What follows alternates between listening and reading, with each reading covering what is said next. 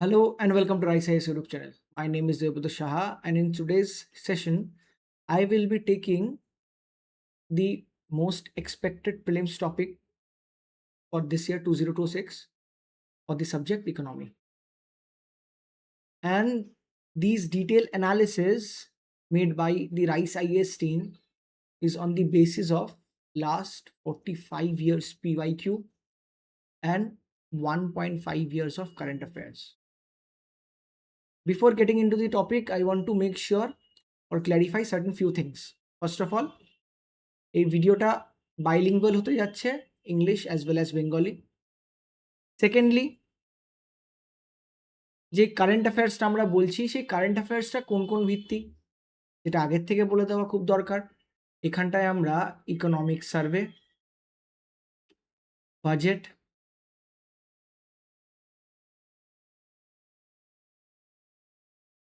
RBI annual report as well as সেবির annual report, আর এইগুলোকে সবের সাথে ক্লাব আপ করে পিআইবি প্রেস ইনফরমেশন ব্যুরোর তার আমরা একটা ডিটেলড অ্যানালিসিস ড্র করেছি, যেখান থেকে রিসার্চ করার পরে আমরা এইটাও বুঝতে পেরেছি যে এই টপিকসগুলো কিন্তু খুব probable topics for this year prelims examination. তো যদি টপিকসগুলো এই বছরের প্রিলিমস এক্সামিনেশনের জন্য খুব দরকার হতে যাচ্ছে, তো we would expect from our end যে আপনারা এইগুলো কিন্তু স্ট্যাটিক তো কভার করবেনই, তার সাথে এই টপিকগুলোর উপরে কিন্তু স্পেশাল এমফাসিস দেবেন। কেন কি, যখন আমরা এই টপিকগুলোকে বলবো, তার সাথে যখন জাস্টিফিকেশন দেব, ইউ উড রিয়েলাইজ যে yes, those topics are actually important and that will fetch you good marks. যদি মার্কসের কথাই হয়, ওয়েটেজ কীরকম ইকোনমিক্সের, we can see around every year 15 to 18 question in the paper. 100টা প্রশ্নের মধ্যে 15টা প্রশ্ন থাকে, 15 থেকে 18টা প্রশ্ন। এটা যদি রেশিও বের করি, আমি দেখতে পারবো কোথাও না কোথাও 15% ওয়েটেজ রেশিও। কিন্তু এটাকে যদি মার্কসে কনভার্ট করি, ইউ উড সি এই 15টা প্রশ্নর যদি 2 মার্কস করে হয় 30 মার্কস। আর আপনি একবার যদি অ্যাভারেজ আমরা মেনে চলি যে 90 কাট অফ চলছে প্রিলিমসের, তবে এই 30 কিন্তু আপনার 1/3 টোটাল নাম্বারের 1/3। যেখানটায় 8টা টোটাল সাবজেক্ট থাকে, সেখান থেকে ইকোনমিক্স একা মিনিমাম আপনাকে 33.33% মার্কস তুলে দিতে পারে কাট অফ থেকে। With all those things keeping in mind, let's start today's session.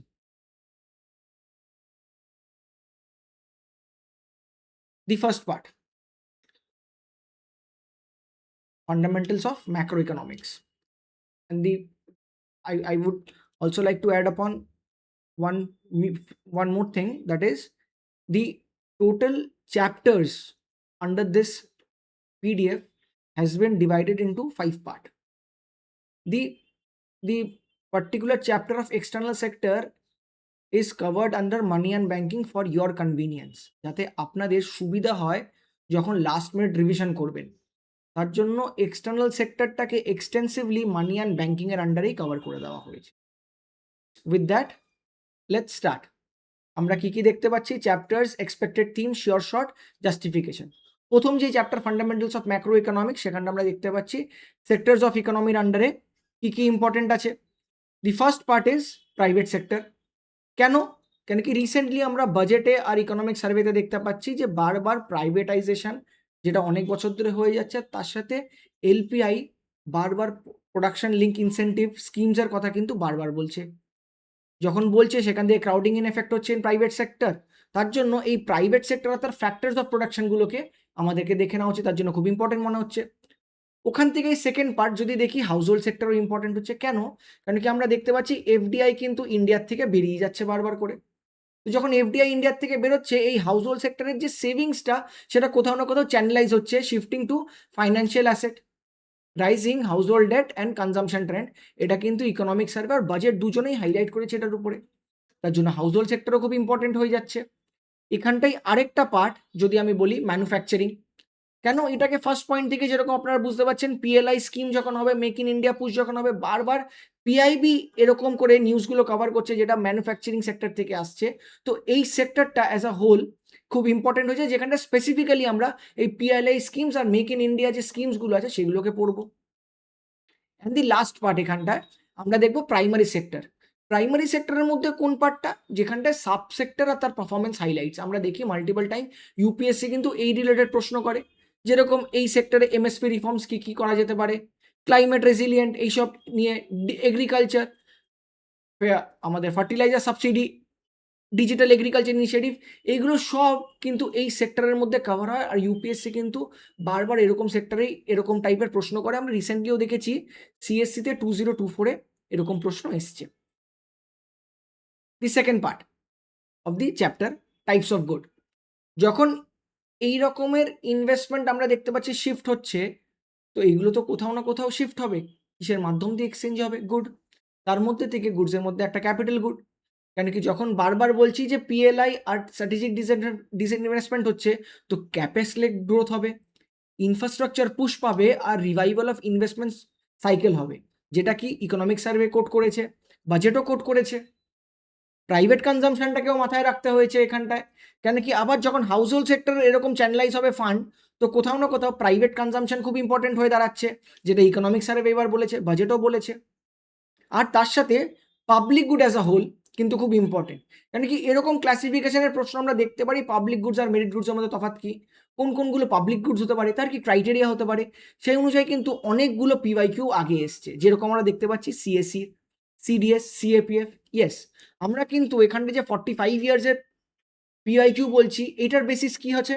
এটার বেসিস আছে CSC civil service examination, NDA, CDS and CAPF. একদিকে যেখানটায় আমরা কারেন্ট অ্যাফেয়ার্সে ইকোনমিক সার্ভে, বাজেট, তারপরে আরবিআই অ্যানুয়াল রিপোর্ট, সেবি অ্যানুয়াল রিপোর্ট আর পিআইবিকে cover করেছি, সেখানটায় কিন্তু এই সাইডটা তো আমরা এক্সটেন্সিভলি রিসার্চ আমাদের টিম করেছে। সেকেন্ড, এই যখন গুডসগুলোর চেঞ্জেস আসছে, তখন ইকোনমিক সার্ভে একটা খুব ভালো পয়েন্ট মেনশন করছে যে আমাদের কোথাও না কোথাও গ্রস ক্যাপিটাল ফর্মেশন হচ্ছে। কেন? ক্রাউডিং ইন এফেক্টের জন্য গভর্নমেন্ট যে বারবার এই পলিসিসগুলো নিচ্ছে, যাতে যেটা আমাদের বিকশিত ভারতের একটা কোর গোলটাকে অ্যাচিভ করতে হেল্প করবে। তার জন্য ক্যাপিটাল গুড, এই গ্রস ক্যাপিটাল ফর্মেশন। আর এর আগে আমরা যা কিছু দেখলাম, এগুলোকে আমরা মেজার করছি কি করে? তার তো কিছু প্যারামিটার্স আছে গ্রোথের। সেই গ্রোথের প্যারামিটার্স আমরা জিডিপি এন্ড ক্যালকুলেশনে দেখব, যেখানটায় প্রথম থাকবে আমাদের এক্সপেন্ডিচার মেথড। কেন কি, এই বছর যখন কনজামশন আর ইনভেস্টমেন্ট ডিমান্ড স্ট্রেন্থের বারবার কম্প্যারিজন হচ্ছে, ইকোনমিক সার্ভে বারবার এইটার উপরে এমফাসিস করছে, তখন এক্সপেন্ডিচার মেথড খুব একটা ইম্পর্টেন্ট টুল। তার সাথে প্রোডাকশন মেথডও খুব ইম্পর্টেন্ট টুল। কেন কি, এগ্রিকালচার স্পেসিফিক আমরা যখন দেখব, কেন এই বছর এগ্রিকালচার ভালো বাম্পার মনসুনের পরে, ভালো হারভেস্টের পরেও কিন্তু আমরা দেখতে পেরেছি ফুড ইনফ্লেশন ছিল। তো ফুড ইনফ্লেশন থাকছে মানে তখন কেন থাকছে, সেটা আমরা প্রোডাকশন মেথড দিয়ে যখন সেক্টর ওয়াইজ ক্যালকুলেট করবো তখন বুঝতে পারবো। পিআইবি ডেটা এই কথাটাই এমফাসিস করছে এটার উপরে। তার সাথে বেস এফেক্টেরও একটা আমরা দেখতে পাচ্ছি, কেন কি এই বছর বেস ইয়ার চেঞ্জ হয়েছে, তার জন্য আমাদের যে রেট থাকে ইনফ্লেশন রেট বা আমাদের গ্রোথ রেট, সেখানটাও চেঞ্জেস আসবে। তার জন্য পিআইবিও এই কথাটা বলেছে, আর বারবার বলছিল যে অনেক বছর ধরে এটা পেন্ডিং ছিল, কেন কি মাঝখানে কোভিড পিরিয়ড ছিল, আগের যে 2011-12 যে বেস ইয়ার ছিল সেটাকে পাস করে যখন নতুন বেস ইয়ার ক্রিয়েট করা হয়েছে, তো পিআইবি এটাকে এক্সটেন্সিভলি কভার করেছে। তার জন্য বেস এফেক্টটা আমাদের জন্য খুব ইম্পর্টেন্ট হয়ে যাচ্ছে। অ্যান্ড অ্যাট লাস্ট আমরা দেখতে পাচ্ছি নানান জায়গায় কিন্তু ফাইট বা ইনসিকিউরিটি চলছে all over the globe, specially in middle east. তো সেখানটা দাঁড়িয়ে এই পারচেজিং ম্যানেজার ইন্ডেক্স কিন্তু খুব ইম্পর্টেন্ট। কেন? কেন কি এই একটা ডেটা দিয়ে আমরা বুঝতে পারি যে কোম্পানিজ, প্রাইভেট কোম্পানিজরা কতটা ইনভেস্ট করতে যাচ্ছে। সেখানটা দাঁড়িয়ে ইকোনমিক সার্ভে আর পিআইবি যখন এটার উপরে বারবার এমফাসিস করছে, তখন আমাদেরকে পারচেজিং ম্যানেজার ইন্ডেক্সটা খুব পড়ে নেওয়া দরকার। আর তার কিছু ডিটেলসও জেনে নেওয়া দরকার যে কে পাবলিশ করে, এটা কি গভর্নমেন্ট পাবলিশ নাকি না। এই চ্যাপ্টারে যদি আমি আদার ভ্যারিয়েবলসে দেখি, একটা সাইডে তো আমরা ক্যালকুলেশন দেখলাম, জিডিপির ক্যালকুলেশন। আদার ভ্যারিয়েবলস যেরকম আমি বলছিলাম যে জিভিএ প্রোডাকশন মেথড যখন বোঝাচ্ছিলাম, যখন বলছিলাম যে জিভিএটা খুব ইম্পর্টেন্ট। তার জন্য জিভিএ itself supply of agriculture allied সেক্টরের জন্য কিন্তু খুব ইম্পর্টেন্ট। আর তার ডেটা ফ্যাক্টসগুলো, যে ডেটা ফ্যাক্টসগুলো খুব ইম্পর্টেন্ট হবে, যেগুলো পিআইবিতে বারবার করে মেনশন করেছে আর ইকোনমিক সার্ভেতেও মেনশন করা আছে। আর এই রিলেটেড কিন্তু ইউপিএসসি আগেও একবার প্রশ্ন জিজ্ঞেস করে নিয়েছে, জিভি আর জিডিপির ডিফারেন্স কি। তো আমি যদি জিভিএ এই পার্টটা জানি, তখন আমি এই রকমের প্রশ্নগুলোকে অ্যান্সার করতে পারবো, আর স্পেসিফিক ডেটা রিলেটেড প্রশ্নগুলোকেও অ্যান্সার করতে পারবো। The next part, productivity. আইসিওর যখন আমরা যখন গ্রস ক্যাপিটাল ফর্মেশন দেখলাম, সেখান থেকে আইসিওরও খুব ইম্পর্টেন্ট হয়ে যাচ্ছে, কেন কি ইকোনমিক সার্ভে এবার ডেটা কোট করেছে যে আমাদের কোথাও না কোথাও আইসিওর ড্রপ করেছে 4.5 থেকে 4%। তো এটা খুব একটা ভালো সাইন ইকোনমির জন্য। দেয়ারফর এই হাইলাইটটা is very much important for ICOR আর আমাদের ইউপিএসসি প্রিলিমসের প্রসপেক্টিভ থেকে। আমরা উই ক্যান সি পিওয়াইকিউ 2018-এও কিন্তু এরকম প্রশ্ন এসেছিল। Development and human capital, where we would see the sustainable development part specifically. Keeping in mind the Hindu and the Indian Express have extensively covered the nuclear reactors and the renewable energy goals, keeping in mind the global uncertainties. Therefore, the growth, that to sustainable growth in the sense of sustainable development, is also an important short topic for this year prelims examination. Moving on to the next part, inflation indices. How do we calculate inflation? Therefore, CPI becomes a core parameter for this calculation, as RBI inflation target is based on CPI. And this year we have seen economies going through Goldilocks phase, where we can see low inflation and high growth rate, as mentioned in economic survey. Therefore, though the Goldilocks phase, we have seen a food price rise, therefore CPI becomes important. The second part would be GDP deflator. We have seen multiple times UPSC have a tendency to ask question upon the key differences between these indicators. Therefore, it is very much crucial for our static understanding, as it has been highlighted in economic survey from previous 2 years. Under this, we can also see core and headline inflation is also important. It is kind of static because persistent fuel prices due to geopolitical uncertainties and rise in gold prices. We have seen a new term, adjusted core inflation. Earlier we used to know core and headline inflation. Now we have seen adjusted core inflation. Therefore, it became second important. The cascading effect goes on to base effect. Here we see another point, that is food weight. As I was telling you earlier only, though we had a good monsoon and a bumper harvest, yet the food prices were high last year because of the supply side constraints. Therefore, food weightage in rural and urban becomes a key indicator, as we have seen a minimum rise in food prices have a bigger effect in rural areas than the urban areas. Therefore, this has been discovered and discussed in economic survey this year and previous years also. Therefore, food weightage becomes important for this year.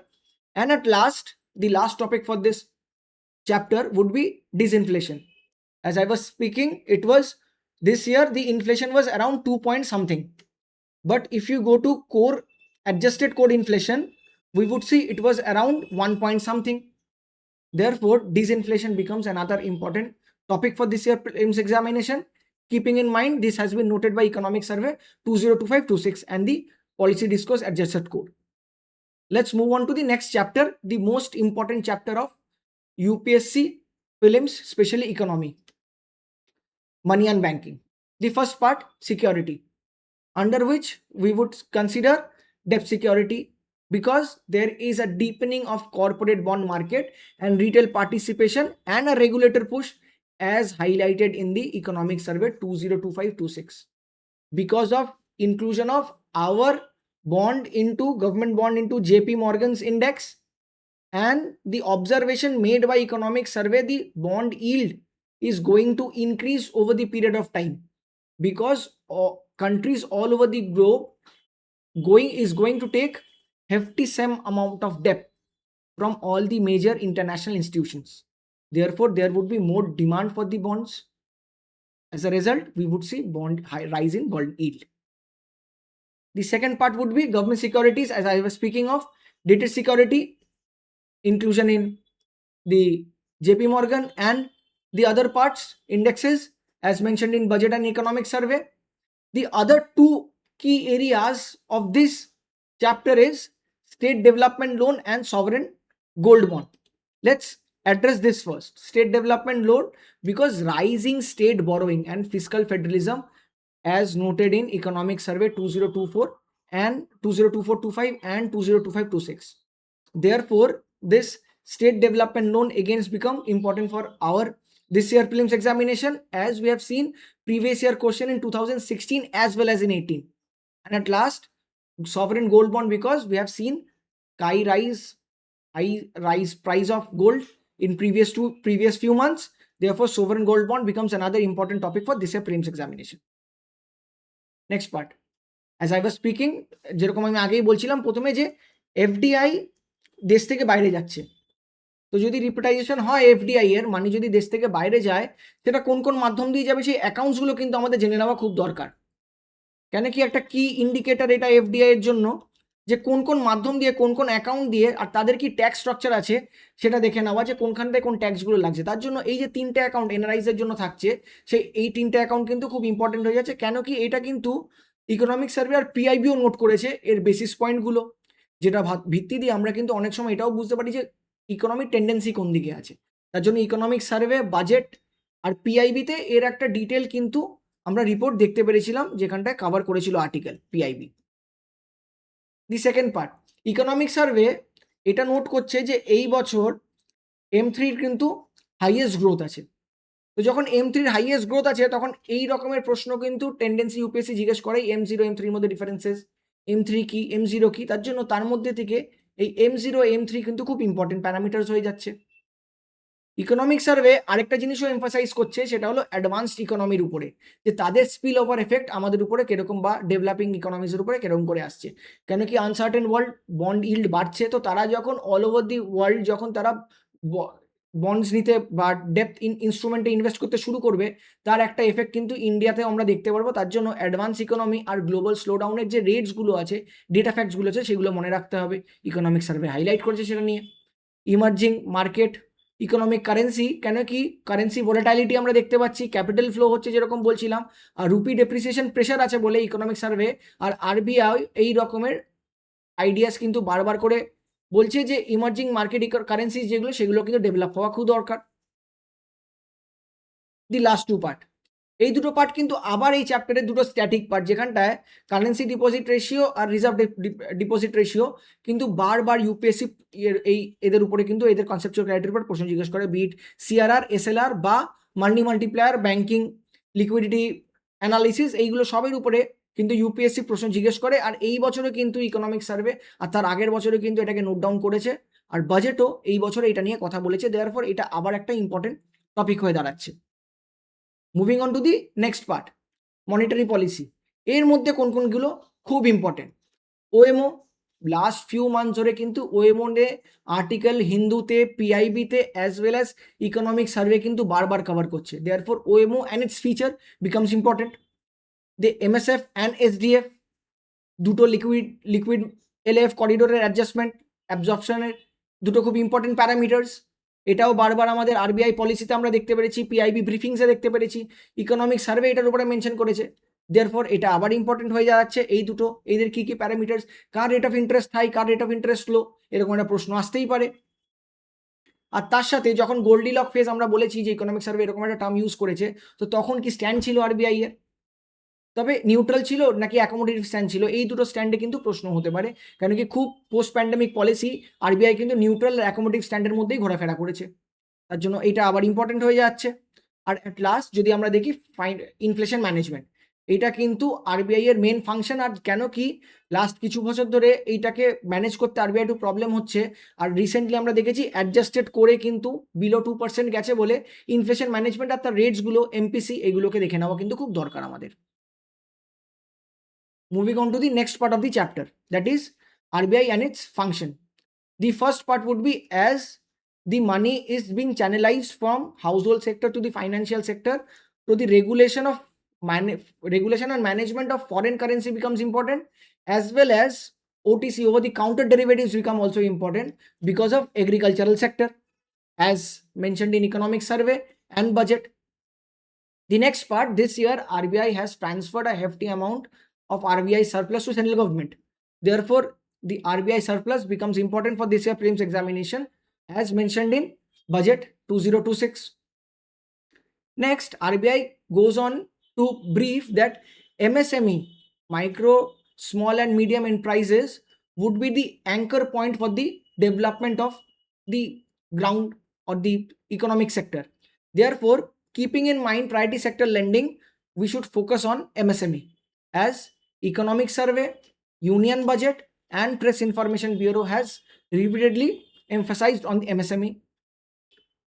Because of agricultural, Kishan credit card again becomes important, as mentioned in Economic Survey this year also. And at last, all these management of inflation is done under MCLR, transmission of RBI policy rate. Therefore, MCLR again becomes important for this year prelims examination, because it has been mentioned multiple times in RBI report and Economic Survey this year. The next part, RBI source of income. Though we have seen the RBI balance sheet has grew to around 22% of the GDP, approximately 22% of GDP, most of this is led by the rise of gold prices across the world. Therefore, the value of foreign exchange reserve increased or not, we should keep in mind and accordingly prepare ourselves for the prelims examination. The next part of the chapter, Indian financial system, where Economic Survey goes on to say that there is a commercial bank reform upcoming. Therefore, commercial bank reforms become important for this year prelims examination, as it has also been covered under Press Information Bureau briefing. Because of agricultural sector, again bumper harvest, agriculture credit society, primary agriculture credit society also becomes important, and we have seen multiple initiative under Union Budget 2026 and also been covered under PIB. As we are speaking about MSME, Mudra loan becomes important for that reason.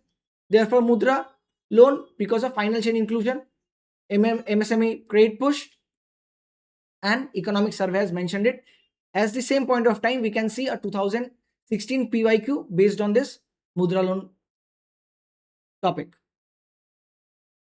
The NBFC company, the second last part. Why I'm speaking second last part, we will soon get to know. The second last part of this chapter, NBFC, the Economic Survey goes on to emphasize upon the fact that the NBFCs like Power Finance Corporation and Rural Electrification should be restructured, should be given more autonomy so that they can drive the rural economy. Therefore, NBFC companies and their criterias, specifically keeping in mind the Power Finance Corporation and Rural Electrification Corporation, becomes important for UPSC prelims examination. And the last two part, Payment Bank and Small Finance Bank, as these two banks are the last mile credit delivery institution in the rural and as well as the urban sectors. Therefore, these two banks again become important for prelims 2026, as we have seen 2016 a PYQ, and in 2017 we have also seen a PYQ from these two topics. Moving on to the capital market and its strength. আমাদের অনেক সময় প্রশ্ন আসে যে কিছু কিছু নতুন নতুন টার্ম চলে আসে, যে টার্মসগুলোকে আমরা অনেক সময় অ্যাড্রেস করতে পারি না, যেরকম ব্লক ডিল আর বাল্ক ডিল। এটা কিন্তু সেবি অ্যানুয়াল রিপোর্টে এই দুটো ডিলের কথা মেনশন করা আছে। তো যেরকম আগেও একবার বেটার উপরে প্রশ্ন এসেছিল, বেটা কি, এরকম একটা প্রশ্ন আসতেই পারে যে ব্লক কি, as mentioned in SEBI annual report. তো ব্লক ডিল আর বাল্ক ডিল কি সেটা খুব পড়ে নেওয়া আমাদের ইম্পর্টেন্ট, কারণ কি সেবিতে এটা বারবার এটার ব্যাপারে উল্লেখ করা হয়েছে, আর পিআইবি এটা নিয়ে একটা ব্রিফিং নিয়েছে। At the same point of time, speculation transaction tax and AMT rationalization, supreme কোর্টের এর উপর একটা কেস ছিল যেখানটা এটা এর ইন্টেনশনটাকে সুপ্রিম কোর্ট প্রশ্ন করেছে এই রকমের ট্যাক্সকে, তার জন্য এইটা আবার আমাদের জন্য খুব ইম্পর্টেন্ট হয়ে দাঁড়াচ্ছে। নেক্সট, ফিউচার আর অপশন ট্রেডিং এর জন্য ইম্পর্টেন্ট, কেন কি ইকোনমিক সার্ভে এমফাসাইজ করছে এগ্রিকালচারাল সেক্টরকে যদি মুভ করতে হয় ফিউচার আর অপশনে আমাদেরকে বারবার যেতে হবে, আমাদের যখন চ্যানেলাইজ করতে হবে ফান্ডসগুলোকে তখন ফিউচার আর অপশন খুব ইম্পর্টেন্ট। অ্যান্ড কেন কি গোল্ড প্রাইসেস রাইজ করছে বলে গোল্ড ইটিএফ একটা অল্টারনেটিভ সলিউশন, এটাও কিন্তু ইম্পর্টেন্ট হয়ে দাঁড়াচ্ছে, কেন কি আরবিআই বারবার এটার উপরে নোট নিচ্ছে। দি নেক্সট পার্ট, ফাইন্যান্সিয়াল ইনক্লুশন 2.0। এখানটায় বিট সিবিডিসি, ক্রিপ্টোকারেন্সি, কেন কি স্টেবল কয়েন্স, এগুলো কিন্তু ইম্পর্টেন্ট হয়ে দাঁড়াচ্ছে, কেন কি আমরা খুব র্যাপিডলি মুভ করছি টু ডিজিটাল ইকোনমি। তার জন্য ইকোনমিক সার্ভে এই জিনিসটা এটাকে নোটিস করছে। At the same point of আমরা যখন বাজেট পুশও দেখতে পাচ্ছি এর উপরে, তখন এই দুটো টপিক কিন্তু আমাদের ইউপিএসসি প্রিলিমসের জন্য খুব ইম্পর্টেন্ট হয়ে দাঁড়াচ্ছে। অ্যান্ড সেকেন্ডলি, যদি পেমেন্ট সিস্টেমে আমরা যাই, এনপিসিআই যেখানটায় ইউপিআই ওয়ান ওয়ার্ল্ড আমরা দেখেছি, আগেও ইউপিআই নিয়ে প্রশ্ন এসছে বারবার, আর পেমেন্ট সিস্টেম সেটেলমেন্ট তার একটা বোর্ড ক্রিয়েট করা হয়েছে। এই জিনিসগুলো কিন্তু খুব ইম্পর্টেন্ট হয়ে যাচ্ছে, কেন কি এই রকমের ডিটেল কিন্তু পিআইবি নোট করছে তার ব্রিফিংসে। তো এটা ইউপিএসসি প্রিলিমসের জন্য খুব important. Moving on to the next part, foreign investment. আমি বলছিলাম যে এফডিআই আমাদের ইন্ডিয়া থেকে বেরিয়ে যাচ্ছে বলে, এফডিআই ইটসেলফ কি, এফডিআই ভার্সেস এফআইআই কি হতে পারে, তো এই রকমের ক্রাইটেরিয়া প্রশ্ন আসতেই পারে। তো এফডিআই আমাদের জন্য ইম্পর্টেন্ট হয়ে যাচ্ছে। যদি এফডিআই বেরোচ্ছে, তো আমাদের কাছে ইন্ডিয়ার কাছে অল্টারনেটিভ সলিউশন কি আছে? এই কারেন্ট ভলেটালিটি, যেখানটা আমরা দেখতে পাচ্ছি কারেন্সি ভলেটালিটি হচ্ছে, তো সেখানটা থেকে মাসলা বন্ড কিন্তু খুব ইম্পর্টেন্ট হয়ে যাচ্ছে, কেন কি এর কিছু একটা কোর ফিচার আছে যেখানটা এই ভলেটালিটিকে বাইপাস করে দেয়। সেকেন্ড, বন্ড ডিল, কেন কি ইকোনমিক সার্ভে এটা বলছে, গোজ অন টু কোটিং, যে across the world bond deal rise করবে, তার জন্য বন্ড ডিল খুব ইম্পর্টেন্ট হয়ে যাচ্ছে। আর তার সাথে টোটাল রিটার্ন সোয়াপটাও কিন্তু খুব ইম্পর্টেন্ট হয়ে দাঁড়াচ্ছে, কেন কি সেবি আর আরবিআই আপডেটসেও কিন্তু এর কথা মেনশন করা আছে। ফরেক্স সোয়াপও অন দি সেম নোটই। আর যদি আমরা দেখি স্পেশাল ইকোনমিক জোনটাকে, আমরা দেখবো যে রিসেন্টলি কিছু চেঞ্জেস নিয়ে এসছে government of India two boost the demand, যেখানটায় আমরা এটাকে একটা ফরেন টেরিটরি বলে ক্লেম করি, কিন্তু একে অ্যালাউ করা হচ্ছে যে এ কিছু রিল্যাক্সেশনে যাতে ইন্ডিয়াতে গুড সেল করতে পারে, কেন কি আনসার্টেনটির জন্য। তো তার জন্য আবার এসইজেড আর তার কিছু ফিচার্স কিন্তু খুব ইম্পর্টেন্ট হয়ে যাচ্ছে, কেন কি আমরা আগেও 2010-এ কিন্তু আমরা দেখেছি এসইজেড নিয়ে কিন্তু প্রশ্ন এসছে। এই টপিকের একটা পার্ট, ইনসলভেন্সি অ্যান্ড ব্যাংক্রাপসি। আমরা জানি যে ইন্ডিয়াতে কিন্তু কন্টিনিউয়াসলি এনপিএ ডিক্রিজ করছে, কিন্তু কেন কি অল ওভার দি ওয়ার্ল্ড লোকেরা অনেক গভর্নমেন্ট ডেপস নেবে, তো অটোমেটিক্যালি সেখানটা আমরা দেখবো ইনসলভেন্সি কিন্তু বাড়বে। তো এগেন তার স্পিল ওভার এফেক্ট কিন্তু আমরা ইন্ডিয়াতে দেখতে পারবো, ইনস্পাইট অফ দি ফ্যাক্ট যে আমাদের এনপিএ কমছে। এটা কিন্তু ইকোনমিক সার্ভে এটাকে পয়েন্ট আউট করছেন, তার জন্য ব্যাংক্রাপসি কোড আর গ্লোবাল ইনসলভেন্সি আমাদের খুব ইম্পর্টেন্ট হয়ে দাঁড়াচ্ছে। আর অ্যাট লাস্ট এখানটায় যেটা এক্সটার্নাল সেক্টরে আমরা দেখতে পারি, সেটা হলো সার্ভিস সেক্টরে যে ইনভিজিবল সারপ্লাস। দো এই কারেন্ট ভলাটিলিটির জন্য আমাদের অনেক টাকা ব্যয় হচ্ছে, কিন্তু রেমিটেন্সেসের জন্য এটা অনেকটা আমাদের ম্যানেজ হয়ে যাচ্ছে, ইকোনমিক সার্ভে এটা বলছে, এই জিনিসটা মেনশন করছে। তার জন্য এই পার্টটা কিন্তু আমাদের খুব ইম্পর্টেন্ট হয়ে দাঁড়াচ্ছে এই বছরের প্রিলিমস এক্সামিনেশনের জন্য। Moving on to the next important part after money and banking, government budgeting, যেখানটায় এই বছরের গভর্নমেন্ট ডেফিসিটের উপরে বারবার প্রশ্ন করা হয়েছে, কেন কি ফিসকাল ডেফিসিট থেকে কোথাও না কোথাও আমরা ডেট টু জিডিপি রেশিওতে মুভ করেছি। তো তার জন্য আউটকাম বেস বাজেটিং আবার ইম্পর্টেন্ট হয়ে যাচ্ছে। ইউনিয়ন বাজেট এটার উপরে এই বছর বলেছে, পিআইবিও সেটা নোট নিয়েছে। ফিসকাল ডেফিসিট, কেন কি স্টেট গভর্নমেন্ট ফ্রি ভিজে অনেক বেশি খরচা করছে, সেন্ট্রাল গভর্নমেন্টেরও বড়োইংস কিন্তু বেড়েই যাচ্ছে দিনকে দিন। অ্যাকচুয়ালি রেভিনিউ ডেফিসিট কি, তার সাথে লিঙ্ক পয়েন্টস, কেন কি এর আগেও প্রশ্ন এসছে, ইকোনমিক সার্ভে এটাকে উপরে নোট নিয়েছে।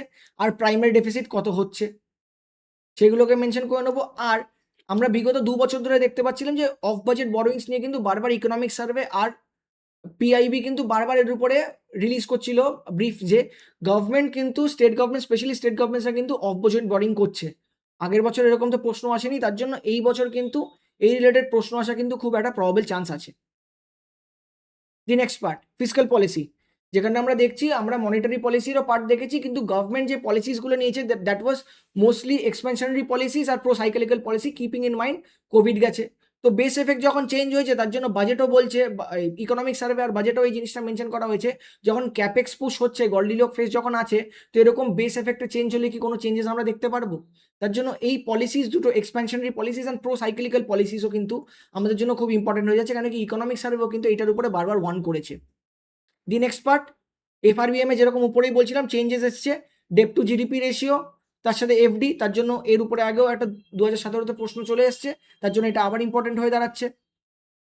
নেক্সট, এই সব রকমের অল দিস পলিসিস আর done keeping in mind to increase the crowding in effect, as the budget 2026 speaks of those things which can increase capex, therefore crowding in effect becomes another important point. Sovereign debt and becomes another important point, because the global economies are going to take loans from the global market, as well as India's sovereign debt is on a better position than the rest of the countries. Therefore, this becomes the key highlight of economic survey. Moving on to the next part, we have seen the expenditure side of the government. Let's move into the income side of the government. This year, direct tax was more than the indirect tax. Therefore, the direct tax becomes important for this year prelims examination as mentioned in the budget 2026. And from this, we can conclude that tax buoyancy ratio, which is the hidden part, as economic survey notes on the very point. Therefore, it also becomes important for this year prelims examination.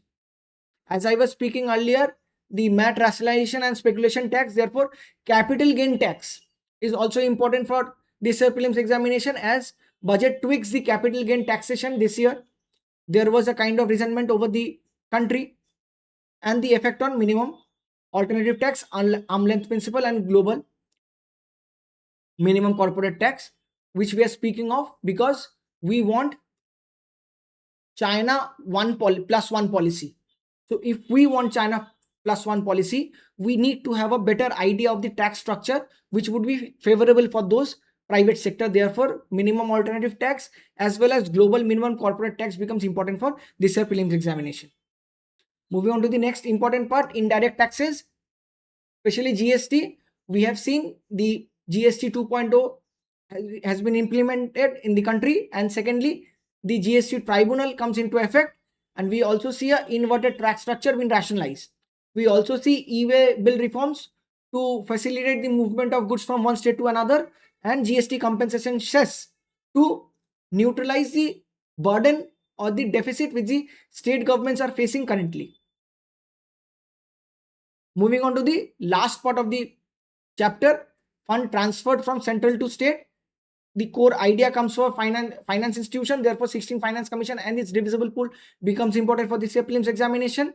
And the part of central sponsor scheme and sector schemes become important because of the idea of freebie and certain changes that has been brought under central sponsor scheme and sector schemes like NSS, PERSH and TSS. Therefore, this becomes important for this year prelims examination. Moving on to inclusive growth and government scheme. Welfare scheme the first part. এখানটা আমরা যা যা দেখতে পাচ্ছি, আমরা mostly কিন্তু এখানটার idea আমরা PIB থেকে দেখতে পারি, যেখানটায় কত ফ্রিকুয়েন্টলি এই টপিকগুলো পিআইবিতে কভার করা হয়, অন দ্যাট বেসিসই আমরা কিন্তু কভার করি। পিআইবি বারবার ডাইরেক্ট বেনিফিট এক্সপ্যানশনের কথা বলছে, ইভেন ইকোনমিক সার্ভে বলছিল যেখান থেকে জনধন আধার, কিন্তু একটা জ্যাম ট্রিনিটি সেটা খুব ইম্পর্টেন্ট হয়ে দাঁড়াচ্ছিল, তার জন্য এই ফিলিমসের জন্য ইম্পর্টেন্ট।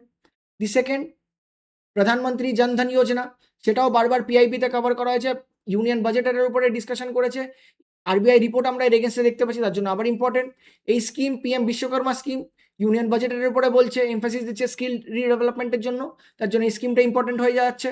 আরেকটা স্কিম যেটা আমরা দেখতে পাচ্ছি, মহাত্মা গান্ধী গ্রাম স্বরাজ যোজনা, সামার্থ 2.0 আর ক্রপিক, এই দুটোই কিন্তু ট্যাক্স, ইকো ট্যাক্স, আর তার সাথে ইকোনমিক সার্ভে যখন এই রকমের এআই ক্রপ ইন্স্যুরেন্সের কথা বলছে, তখন এই দুটো টপিক কিন্তু খুব ইম্পর্টেন্ট হয়ে যাচ্ছে, কিপিং ইন মাইন্ড যে সিআইএসএফ এ কিন্তু এরকম একটা প্রশ্ন এসছে রিসেন্টলি। আমরা দেখতে পাচ্ছি bio happiness report, economic survey এটার উপরে মেনশন করছে, তো এই টার্মটার উপরে কি ফিচার সেগুলো মাথায় রাখা খুব দরকার, কেন কি ডেফিনেশনাল পার্সপেক্টিভেও কিন্তু ইউপিএসসি প্রশ্ন জিজ্ঞেস করে। দি নেক্সট পার্ট, এগ্রিকালচারে পিএম ধনধান্য কৃষি যোজনা, তো এটা আগের বছর জানুয়ারিতে ইমপ্লিমেন্ট হয়েছিল, তার কিছু চেঞ্জেস আমরা অক্টোবরে দেখতে পেয়েছিলাম বলে এই পার্টটা খুব ইম্পর্টেন্ট, আর এই বছরের বাজেটও এটার উপরে এমফাসিস দেওয়া হয়েছে। এমএসপি এই বছরে ইম্পর্টেন্ট, কেন কি একটা তো এগ্রিকালচার, সেকেন্ডলি এমএসপি রেশনালাইজেশনের উপরে খুব কথা হচ্ছে, ইকোনমিক সার্ভে বারবার বলছে, বাজেটও হাইলাইট করেছে এর উপরে, তার জন্য এমএসপি খুব ইম্পর্টেন্ট হয়ে দাঁড়াচ্ছে। ইকোনমিক সার্ভে সার্কুলার ইকোনমি আর অ্যানিমাল হাজবেন্ডারির উপরে এমফাসিস দিচ্ছে, তো এইটা আবার আমাদের জন্য ইম্পর্টেন্ট হয়ে যাচ্ছে, কেন কি আগের বছরই আমরা এর উপরে একটা পিওয়াইকিউ দেখতে পেরেছি। আর তার সাথে স্যাসি, যেখানে freebies versus fiscal sustainability, economic survey বারবার এর উপরে প্রশ্ন তুলে দিচ্ছে, তো এই আইডিয়াটা আর এর চারিপাশে কি ফিচার্সগুলো আছে সেগুলোকে আমাদেরকে দেখে নেওয়া উচিত, কেন কি বেশি দিন আগে না 2021 এর উপরে একটা প্রশ্ন এসছে আগে।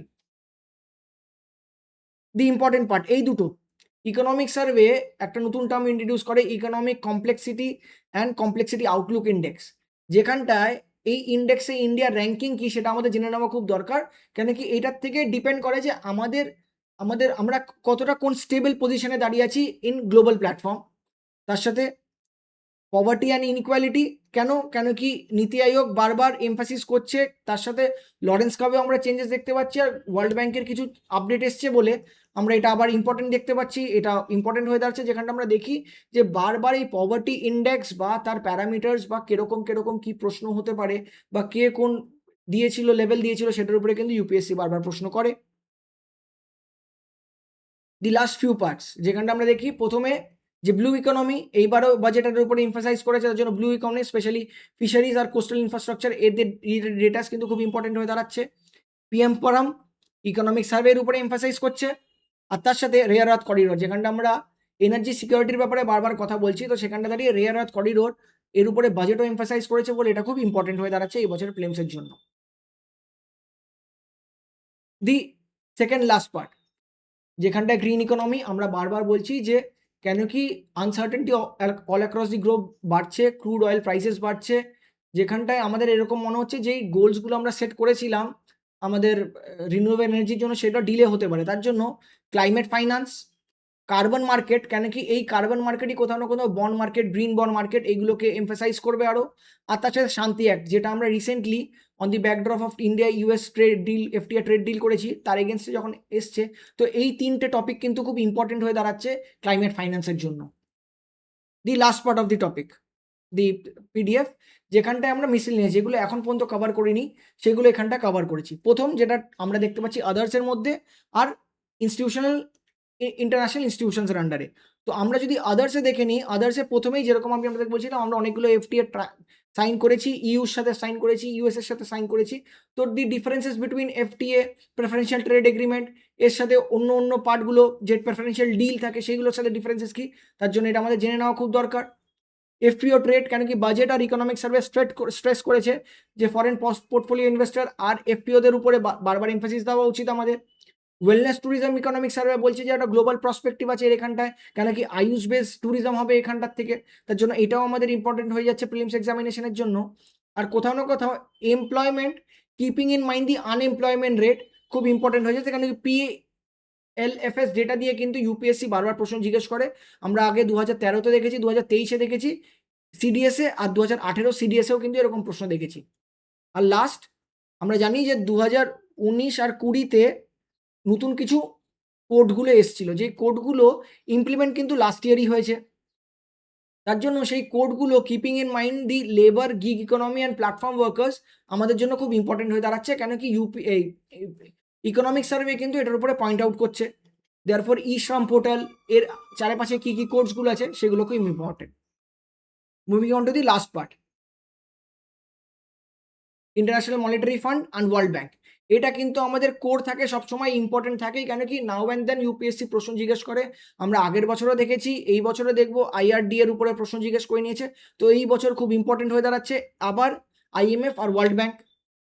সেকেন্ড, আমরা যদি ওয়ার্ল্ড ট্রেড অর্গানাইজেশন দেখি, রিসেন্টলি MC14 একটা মিটিং হয়েছে যেখানটায় বারবার আমাদের এমএসপি ইস্যু নিয়ে আবার প্রশ্ন উঠেছে, যার জন্য ওয়ার্ল্ড ট্রেড অর্গানাইজেশন আবার ইম্পর্টেন্ট হয়ে যাচ্ছে, তার এরকম মিনিস্ট্রিয়াল মিটিংগুলো ইম্পর্টেন্ট হয়ে যাচ্ছে। নিউ ডেভেলপমেন্ট ব্যাঙ্কও আবার ইম্পর্টেন্ট হয়ে দাঁড়াচ্ছে, যেখানটা আমরা দেখতে পাচ্ছি ব্রিক্সের এক্সপ্যানশন হচ্ছে আর পেট্রো ডলার কমছে বলে আমরা অন্য কারেন্সির উপরে এমফাসিস দিচ্ছি বলে এটা আবার ইম্পর্টেন্ট হয়ে যাচ্ছে, কেন কি ইকোনমিক সার্ভে এটার উপরে মেনশন করছে। এশিয়ান ইনফ্রাস্ট্রাকচার ব্যাংকের এই বছর অ্যানিভার্সারি 10th ইয়ার, তো তার জন্য এশিয়ান ইনফ্রাস্ট্রাকচার ব্যাংক খুব ইম্পর্টেন্ট, আর আমরা কিন্তু এশিয়ান ইনফ্রাস্ট্রাকচার ব্যাংকের লার্জেস্ট বরোয়ার, তার জন্য আবার এশিয়ান ইনফ্রাস্ট্রাকচার ব্যাংক ইম্পর্টেন্ট। আর at last BIS banks for international settlement, যারা কি ব্যাসেল নর্মসগুলোকে ইমপ্লিমেন্ট করে, এই বছরও তারা কিছু ব্যাসেল নর্মসগুলোকে ইমপ্লিমেন্ট করার জন্য বুলেটিনস 1 বলেছে, যেখানটায় এই নিউ এজ রিস্ক মনিটরিং কিন্তু খুব ইম্পর্টেন্ট হয়ে দাঁড়াচ্ছে, তার জন্য যেটা কি ইকোনমিক সার্ভে পয়েন্ট আউট করছে, তার জন্য এই বছর প্রিলিমসের জন্য কিন্তু এগুলো খুব ইম্পর্টেন্ট হয়ে দাঁড়াচ্ছে। দ্যাট ওয়াজ অল, যে এই বছরের প্রিলিমসের জন্য কি ইম্পর্টেন্ট টপিকস ছিল। যেই পিডিএফটা আপনারা দেখতে পাচ্ছেন এই ডিটেল পিডিএফ কিন্তু আপনারা রাইস আইএস ওয়েবসাইটে পেয়ে যাবেন, যাতে আপনাদের স্ট্যাটিকের সাথে ন্যারো ডাউন করতে খুব সুবিধা হয় যে এই বছরের প্রবল টপিকস কি হতে যাচ্ছে। তো this was all, thank you for joining this session, keep preparing, thank you once again.